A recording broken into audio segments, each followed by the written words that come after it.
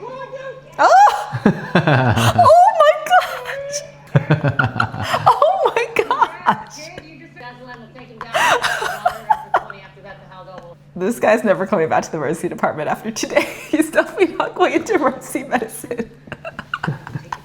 Hi, thanks for coming back. My name is Dr. Peggy. I'm an emergency medicine physician. I'm James. This is my husband. You can also call him Dr. James because you are... Internal medicine. He's an internal medicine doctor. And James, how sleepy are you feeling right now? 8 out of 10. You said just now that you weren't that terribly sleepy.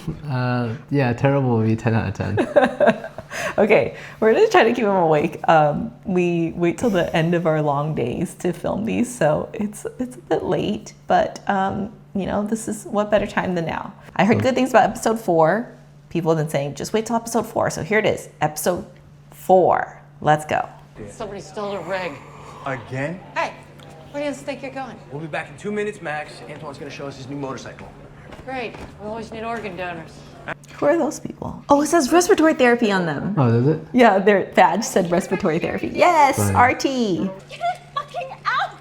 I can feel it. Arthropod in the EAC. External auditory canal. Arthropod in the EAC, what does that mean? Bug in the ear. Yeah, in the external auditory canal. Bugs in the ears happen. We take them out.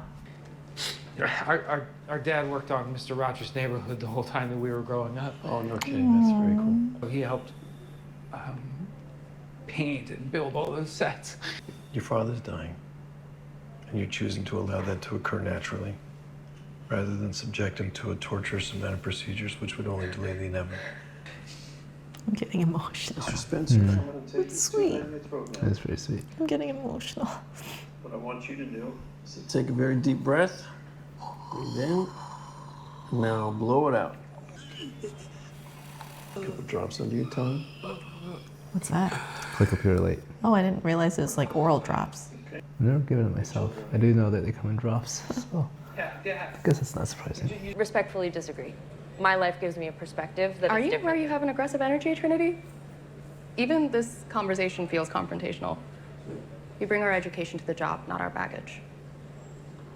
Got it. We definitely give feedback to residents, right? Right. But I was like, damn, she was like, you feel confrontational. But she was kind of confronting the resident. Yeah, the she junior. was. I mean, either way, she makes good points. The Yeah. junior resident definitely has work to do on her bedside manner. Yeah, but there's probably better ways of going about it. Yeah. I mean, in medical school, we actually have a couple classes where they try to teach us about how to be more compassionate and talk to people in a good manner and have established rapport. I don't know if all medical students, we actually went to the same medical school. Do all medical schools have that kind of thing though? I think it's like a newer part of the curriculum though, right? I don't know. It's a good question. I mean, I Maybe. feel like most of it's just personality. I mean, this Well, of course, classes yeah. probably help a Yeah. little bit, but at the end of the day, it's like No, I mean, absolutely. You can't teach someone, but I think the goal is to try to maybe help people who struggle with that kind of stuff. Yeah. Yeah. see that. I mean, I think the trend in medicine over the past couple decades is to be a little bit more patient-centered. I'm sure 30 years ago, before our era, I don't know if they had classes like this. Yeah, in medical probably not. school. Yeah. First, What's with saline, we'll fix the problem. what's that means? You've got a dead bug in your ear. Cockroach. We're in here for maybe 35, 40 minutes. It's I think it's too big to be really in there. yeah, that thing would be really big. I don't know how it it's fit a in that little little hole. unrealistic. But cockroaches do get in ears, Yep. and we do have to kill them before we can take them out, because otherwise they just... What do you use to kill them usually? You can use a bunch of things. You can use viscous, you can use just regular lidocaine, and then injecting, you can use like lubricating jelly. The point is to basically suffocate and drown the bug. But basically the cockroach, the way it works is, we see cockroaches in the ears all the time actually, but they're smaller ones, and they like crawl in, but they can't turn around because, I don't know, they're too big or too dumb. So they keep trying to scratch into the eardrum, and it causes a ton of pain, and people are freaking out. In order to get it out, you have to kill it. So we inject liquid into the ear to kill the bug first. Once it stops moving, it's dead. Then it's really easy to rinse out, and it's very satisfying. But for me, A little offensive to call cockroaches dumb. okay, Because they can't turn around. but But the point is, some people, it's not for them or it grosses them out. Everyone has their thing. This doesn't bother me, and it's very satisfying to get things out of the ear. Isolated chest trauma with obvious flail chest, no human pneumo on POCUS, good sats and vitals. Excellent presentation. And more morphine, for Is that God's for sake. the chest? Ooh, yeah. Ooh. Don't knock me out. How do they fake gotta that? stay on top of the crew Cool doing the prosthetic. The what? You'll be awake and pain-free. Yeah, that's what I'm talking about. That's a ton of intercostal blocks. Oh, how do they fake that? That's really cool special effects. You can't like. I mean, we live in a very digital age now. It's very You cool. think it's CGI? I don't know, but I mean, okay, you're getting caught up on the Hollywood part of it, and I'm just more like reacting to the medicine of it. But yeah, for some reason, seeing a flail chest, it evokes a visceral response, right? I don't know why. Just watching so basically, a flail chest is when it comes from trauma, from getting hurt, like usually blunt trauma, something heavy or something like something you fall from height or something heavy hits the chest, and you have multiple rib fractures in one, like consecutive rib fractures on both ends. So you basically have a segment of ribs that are not attached to the rest of the rib cage, and so when you breathe, instead of the lungs going in and out at the same direction, they go the opposite direction, and so you'll see this one segment of the chest flail in and out. And it doesn't happen often because it's like a very distinct pattern of injury to a very severe kind of injury, but it's something we all learn about, and it's a sign that this is a pretty severe injury, that he had pretty bad traumatic injury. I love you, Dad. I've loved every minute we've gotten to spend together. Thank you. This pigeon didn't move upstairs yet. You were the best dad a boy It's could have activated. wanted. No, I think they're saying there's no bed You- space you because of the never whole missed a like game. You always problem made with time for me boarding when and like not enough it's like staffing cats trying upstairs. to build In the models first or- episode. Yeah. Yeah. I thought that was just no Wouldn't help ICU me with beds. my- He's got PTSD from COVID. Yeah, he has like PTSD from. It looks like he has PTSD from COVID. Yeah. They mentioned it in the first episode. I think like his like mentor, I think, died from COVID, and he took care of him. I think that's what they're getting at. But it's nice that he's doing all these things to help the dying patient. I don't do that ever, really rarely in the emergency department. This is a rare situation, I think, when they're saying that normally these patients that are dying or whatever, they're usually would be admitted upstairs because you don't know, it could take how long for this patient to die. Many hours, even like more than a day. Yeah, we don't know, right? We don't know. So it doesn't happen often in my emergency department where I work because even when it's bad, we have been able to get beds eventually at some point. But the fact that the doctor's himself putting the patch on, giving him the drops, it's very nice touch that he would do. But in reality, like I don't think the doctors would have time to do that. The nurses, we put the orders in and the nurses would help us to do that because there's just not enough of us to go around. Yeah. Yeah. But yeah, the patient is basically dying and we don't know how long it could take.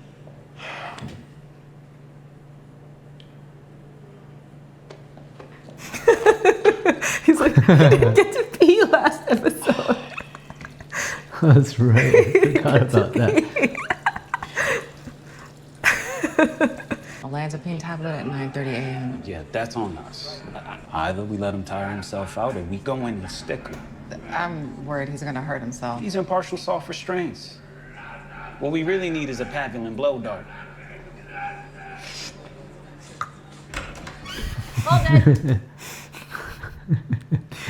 How I would have loved to have a blow dart. Okay, well, I think I'm figuring it out. The nurses wear gray. All the nurses are wearing gray. The dark blue, that's all the respiratory therapists. Yeah. I'm figuring it out. Some hospitals have color codes for the staff members.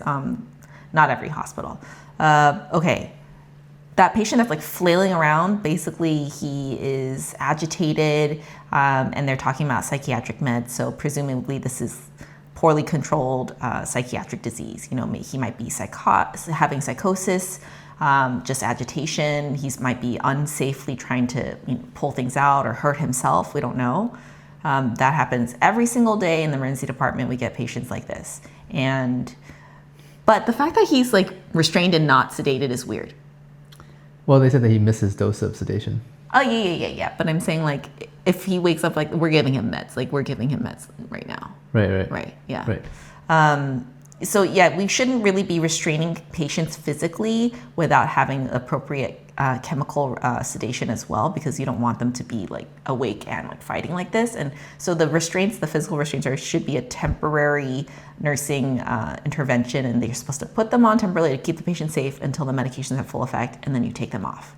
And then there's ways to, like, this is nurses would be able to explain this better, but there's ways to get to that level. You don't just jump straight to restraining patients. You know, first try to de-escalate them, calm them down, speak to them. But in extreme cases, which it happens almost every day, I would say every day, we have to call behavioral codes, you know, code whatever behavioral code it is, and then the team of people will come, multiple people will come to help, because a nurse has to be able to give medications, and you can't, it's not safe for a nurse to do that if the patient is like flailing around like this, right? Or like, you know, trying to hurt people. You don't want the staff to get hurt. So you have to have multiple team members to keep the patient safe, keep the staff safe, so that they can get their medications. Usually it's like an intramuscular IM medication, because they won't be willing to take an oral medication at that point. Mm-hmm. How about a B52? No, that would take way too long. Type the staff. QTC? Normal? 5 of bedazolam, 5 of Haldol, and Mr. Glucosia? You're joking. No. Mr. Glucosia will be out like a light in under a minute. 5 of Versed, that's a ton. No, that's what we give IM. Really? Yeah. 5 Versed IM, yeah. Is it different IV versus IM? Because Versed we usually give 1 or 2, right? Yeah, it's different IM versus intravenous. Intramuscular, we're talking about doses of the medications to sedate him, he was talking about. The intramuscular benzodiazepine, it takes a little bit more than intravenous. But the nurse was saying B52, these are all like common terms that we have at work for different types of medication combinations. So B52 is Benadryl, 5 of Haldol, and 2 of Ativan. But this is all intramuscular again. It usually takes much longer to kick in versus he's talking about if we give Versed, which is a more faster acting benzodiazepine plus the antipsychotic. What's a pneumothorax? Just a little air leaking from the big bruise in your lung. Sats are down to 85 on 5 liters. Start BiPAP, 10/5. That'll open up the bruised parts of your lung. Good feeding. Do you give BiPAP for flow chest? I don't even know. Normal delivery. I don't know that we do. Yeah, 2 months Yeah. or 4 months. And I also don't think you give BiPAP for pneumothorax. Put them on oxygen for sure. Yeah. Is that really necessary? Yeah, you're right. It doesn't sound right to me. So we'll see. She is a junior resident. And the patient was very nice. Bad signs. Afebrile alert, good vitals. Doctors Mohan and King were just about to start their physical. I know what it is. Colic? I think it's going to be a hair tourniquet. Hair tourniquet? What's that? A hair tourniquet's when you have a piece of hair that accidentally like wraps around like usually a finger. Sometimes it could be a penis even, but like a digit, and it causes like a tourniquet reaction. And it's hard to see it unless you know what you're looking for. And then the baby's like crying inconsolably for like no apparent reason. And you're like trying to do a head to toe exam to find things like this. Well, we'll see. I might be wrong. Interesting. Why would you suspect that? It's so random. Well, they're saying a baby that's crying without a known cause, and they're like, oh, what could it be? A mystery? And I'm like, what is the most esoteric, weirdest thing that could cause a baby to cry like that? Huh, interesting. It's more common than just colic for a 5-month-old? No, colic is more common. Hair tourniquet is one of the rare things we can't miss. That's my job, to look for the rare and worst stuff. Look for the hair tourniquet. Yes. Yeah. In emergency medicine, like my job is to think of not the most common things, but like the most rare and worst things. But in internal medicine, your job is to think of the most common things. So it's a little bit different. 78, BP's crashing, Oh, systolic. oh Pulse is thready. I should intubate. Does he need a massive transfusion? Oh no, she shouldn't have done the BiPAP on the traumatic pulmonary contusion pneumothorax. Oh, they're not taking it off. He just took it off. Pneumothorax from the BiPAP's positive pressure. Aha, I knew that. Yeah. I called it. Oh! He's putting the needle. Oh, he's releasing the Needle pressure. decompression. Yeah, because the BiPAP would just make the air leak more. You were right. And I didn't say it, but you were right. The junior resident incorrectly ordered BiPAP to try to help the patient with his breathing problems, even though he had the traumatic injury. And it was the wrong move because it causes more complications in that situation. So then she was like, hey, can I do the chest tube? It's like, no, you messed up and causes complication. You don't get to, you don't want to do the rest. Anyway, yeah, that's called maximally invasive medicine, when you just cause complications to try to fix the complications. That's not something that we do on purpose. No, I'm just making light. Soft abdomen, no obvious signs of tenderness. So basically a normal exam. No, wait. If the baby's crying, you cannot tell if there's no tenderness in the abdomen. Like, they're crying. Sonic syndrome. Diagnosis made. What is it? Hair tourniquet. Wow, that was a good call. You surprised? Yeah, good job. Is your baby a good doctor? I don't mess with peds. It's just one of those classic emergency medicine things we gotta always think of. That's why. And yes, Nair fixes it because it dissolves the hair. And yes, we have to. Usually, someone at some point has maybe stocked it at some point in the emergency department because the hospital definitely doesn't supply it. Or you will send someone else out to get it, I guess. Shot. Have the order. Meds on the way, but we need bottles. I call the head. Whitaker. Just the man we need. Poor medical student. They're always so eager to help out. The meth psychosis, though, they're so strong. They're like superhuman strength. Yeah, a lot of drugs can make patients superhuman strength. PCP will do is it. Classic. Yep. But meth can do it too. Meth, yeah. It also classically makes everyone super hot and takes off all their clothes, and they're always out there running naked, and that's how they come in naked, like the way God made them.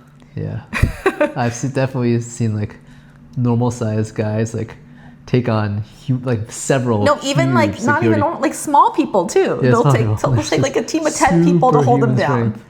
Yeah. Yep. So, I mean, for our staff, though, it is definitely a safety risk. So we want to make sure we have enough staff because we don't want anyone to get hit.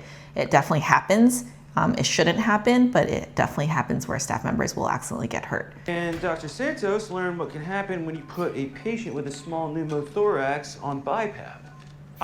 Honest mistake from the rookie. That's how we learn. She was so nice to the junior. Besides, it could have happened on its own without the BiPAP. Wow, beautiful moment. A lot of love in the room. Mistakes happen in medicine. Oh yeah, they definitely that was happen. surprising. I mean, they were absolutely right though. Junior residents need to, especially if it's their first day, like it's her first day, run everything by their seniors or attendings. And eventually it changes once you get to know the resident, the trainee, once you work with them long enough, once they get a little bit further along in their training. Certain things like easy interventions you can do on your own, like, okay, I'm just gonna order Tylenol, like that kind of thing you may not have to always run by. But something like putting BiPAP on a patient because they can't breathe or their oxygen level's low, that you should let your senior or supervising doctors know. Yeah, and in general, the supervising doctor should know anytime the condition worsens. So like BiPAP is pretty bad. Yeah, you're right. Oh, that reminds me of a story. I was an intern.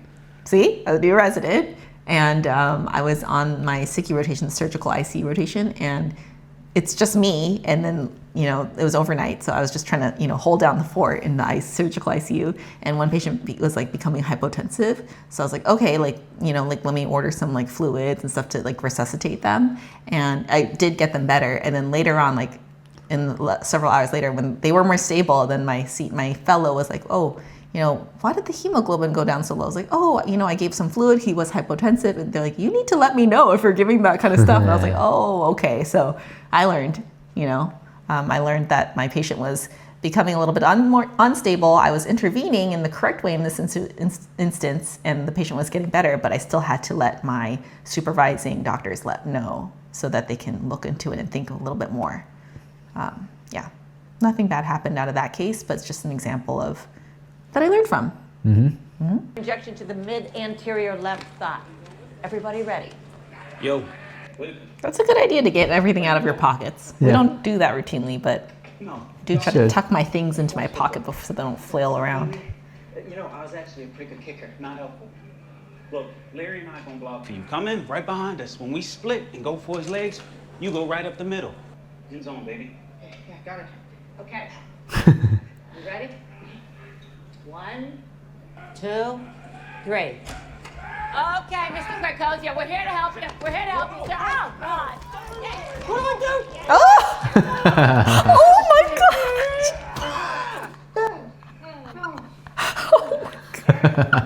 Oh, my gosh! You just earned your yellow wing. Okay, Midazolam will take him down. After that, the Haldo will kick again. Yeah, you said me now. Do I really need to be here for 20 minutes? Why? Got a date? I mean, I'm covered in... I'm kidding. Thanks for your help. Go get cleaned up.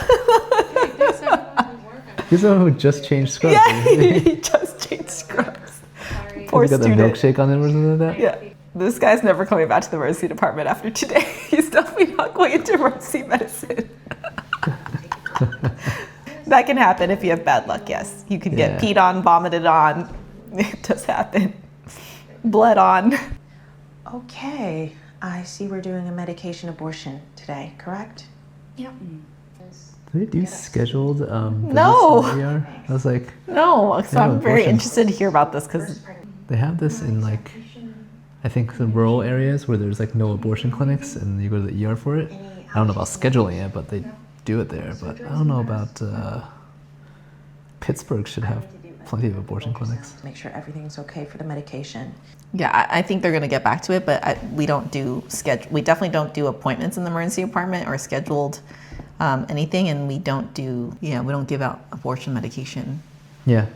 Abortive medications. I mean- we always have to consult an OBGYN, and that's the kind of thing that they can do outside of the emergency department. Right, exactly. Yeah. It's not technically an emergency in most Yeah. cases. Yeah, so I don't know if it's an emergency. We call OBGYN, they come in. If it's not, then they do it outside of the hospital. But I think so she was saying she was supposed to come back at 6:30 in the morning. That happens once in a while, like in a special situations. Like we've seen the patient, they need to see some specialist in the morning, but they've been here all night, and they're like, we'll come back in a couple hours. So it's kind of unofficial, not on the books that they leave and come back, but they're still technically like our patient.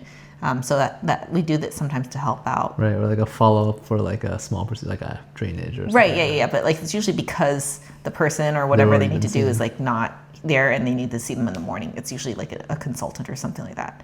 But I'm sure we'll hear more about that case. That's weird. Sorry about earlier. I think I still have a lot to learn. You do. Oh, stuck uppity. Savage. Savage.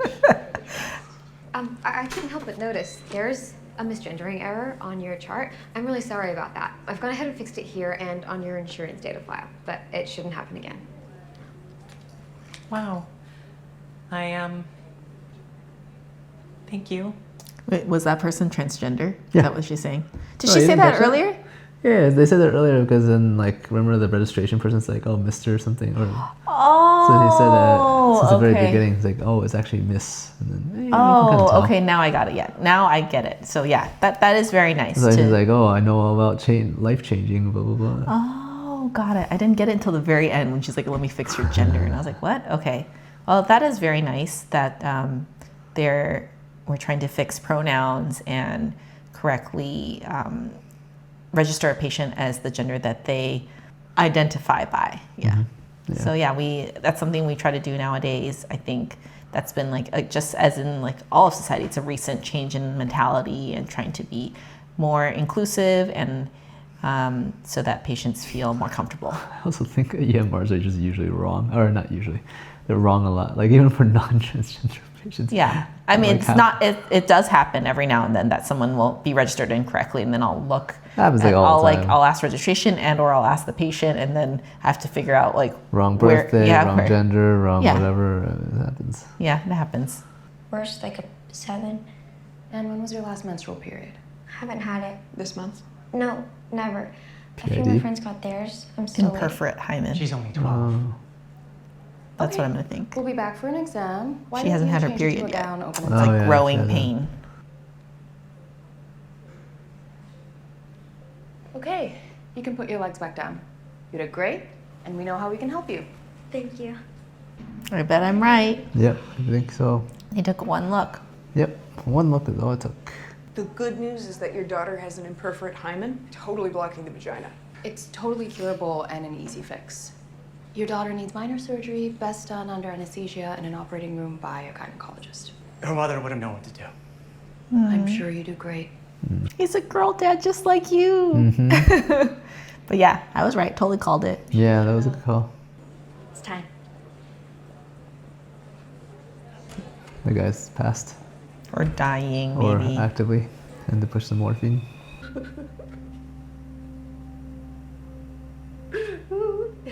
Oh, his stethoscope is on backwards, unfortunately. Unfortunately, this is a very emotional scene, but the stethoscope is on backwards. Yeah. They can simulate a flail chest, but they can't tell them how to put on the stethoscope correctly. Okay. And they did a good job otherwise. I couldn't unsee that. I was like, no. Hey, I need a gurney here! Now! Gurney! Sure, it happens. Oh yeah, definitely. Seizures unfortunately can happen anywhere, including the waiting room. Yep. I don't know, was it like alcohol withdrawal? I guess we don't know yet why he's seizing. Yeah. Could be anything. Guy didn't look like he was withdrawing earlier. That's true. Okay, so anyway, that was a heavy episode, huh? Yeah. There was some laughs though. I thought it was pretty good. We had some laughs. I got emotional at one point. I mean, if that's how I get with this, I know the show gets way heavier / worse in other ways, like harder cases. I'm definitely gonna cry later. That's for sure. Yeah. As long as there's no kids dying, I'm good. There's kids dying. Oh. Yeah. It's an emergency medicine show. Of course, there's gonna be a kid that dies at some point. I guess hopefully this is not a spoiler for anybody else, but I have not seen the show, but people have told me like what types of things are coming up. That's how you know the diagnosis. You're just faking it. No, literally they were saying the way they list it, it's like when we hear the description of the case, it's like you imagine, it's like we've seen enough of these things and we studied enough of these things by book that you, like once you read the script, you're like, okay, I think I know where this is going. You recognize patterns. Hair tourniquet. Is that even real Come diagnosis? on, James, say you're impressed with me. I'm impressed. Okay, any last thoughts about the show? This episode, I guess, in particular? No, it's good. Yeah, that was an emotional episode of the patient dying, passing away. It does happen, definitely in the emergency department. It happens in the emergency department, and especially when a patient themselves says they do not want to be resuscitated, and they come in, we know they're dying, then some kind of stuff does happen in the emergency department. Oh yeah, it happens all the time. Yeah. Yeah. Say that again one more time. Bedtime? Is it bedtime now? Yes. Okay, well, thank you, everyone, and we'll stay tuned for episode 5. We are going on vacation, actually. Oh, I shouldn't call it vacation. When you go on a trip with your kids, it's a trip, not a vacation. So thank you for being patient. It will be a little while before we come back. We're adjusted jet lag, and I will be back to editing these things purely I just do it for fun. I don't get anything out of this.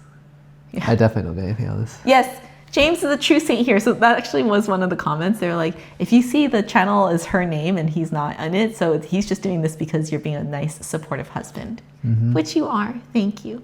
No problem. All right. Thanks, guys.